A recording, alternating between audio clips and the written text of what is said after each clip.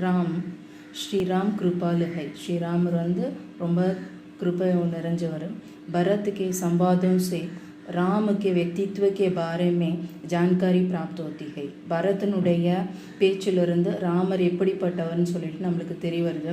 राम इतना कृपा है कि वे पर दुख को भी अपना दुख मानते हैं। ராமர் எப்படிப்பட்ட இறக்க குணம் உடையவர்னா மற்றவங்களுடைய துக்கத்தை கூட தன்னுடைய துக்கமான்னு சொல்லிட்டு நினச்சிக்கிறவர்। வே அப்பனே வச்சனுக்கா பாலன் சதா கர்த்தேங்க, அவர் எப்போவுமே தான் என்ன பேசுகிறாரோ அதை அப்படியே ஃபாலோ பண்ணுறவர்। पिता के दिए हुए वचन का मान रखने के लिए 14 वर्ष वनवास करते हैं। தன்னுடைய அப்பா சொன்னதுனால அவர் 14 வருஷம் காட்டுக்கு போகிறாரு। வே அப்பனே பாயும் से अत्यंत प्रेम करते हैं, தன்னுடைய பிரதர்ஸ் கிட்ட ரொம்ப அன்போடு நினைக்கிறாரு। आज्ञाकारी, स्नेही, विनम्र स्वभाव, दयालु, संवेदनशील और कृपालु है।